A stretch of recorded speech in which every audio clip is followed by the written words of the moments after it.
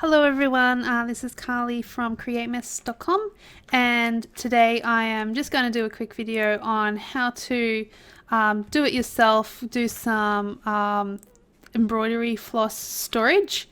I have been doing this embroidery here, some cross stitch, and this has been filling up my nighttime while watching TV sort of activities because I get bored just watching TV, but it's also a bit of family time. So I do some cross stitch at the same time. So that's going well. And I'm really enjoying it. So once this is done, I'll probably do another one. And I've just been keeping it in this IKEA bag here because I have cats and they eat strings. So I've been keeping everything in here,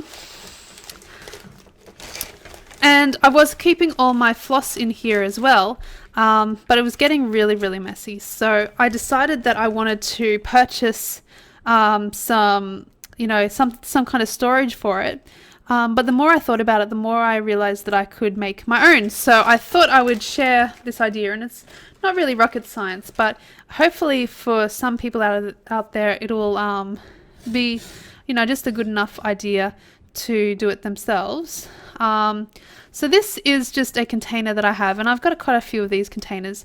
It was really cheap. I got this for scrapbooking, and I used to keep embellishments in here.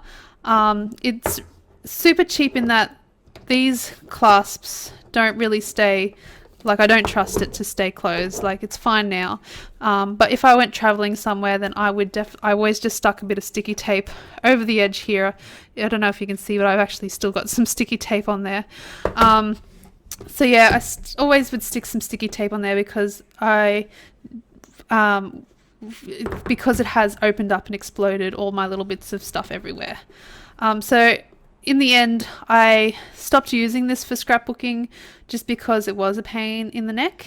So I have a few of these that are just sitting there empty, and I thought this would be perfect for my embroidery floss.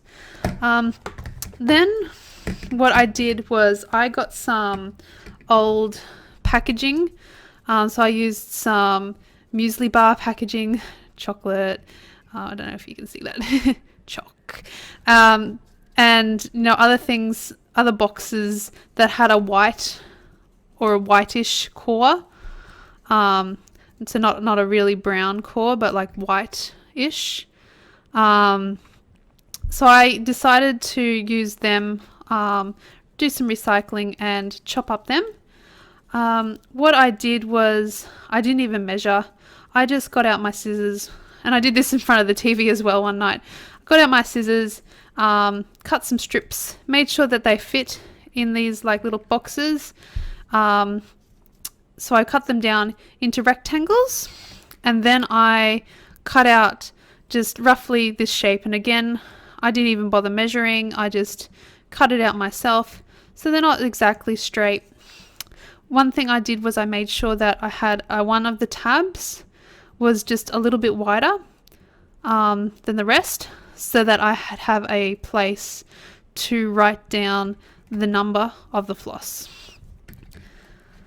So once that was done, I then got out my trusty floss and I'd write down the number, as I said, in the corner there, and I would just start winding around.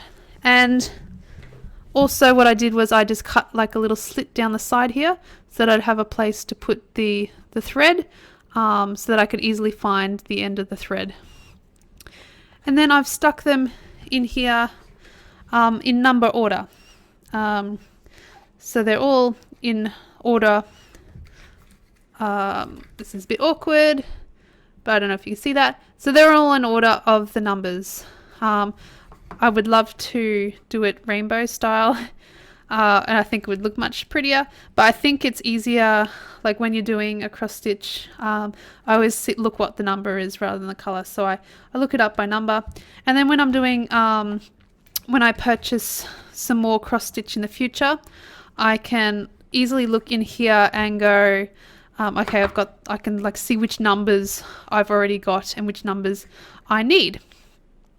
So yeah, that is just a really quick tip on how to do it yourself embroidery floss storage. Again, just pick up something really cheap like this, probably from your dollar store or something. I'm sure you could get something like this. Cut out some boxes from your recycling and then wrap the floss around. So it was really easy. And now I've got a nice little place to keep all my floss. So yes, thank you so much for watching. I hope this gave you some ideas. Give this a thumbs up if you love cross stitch, and I will see you next time. Bye.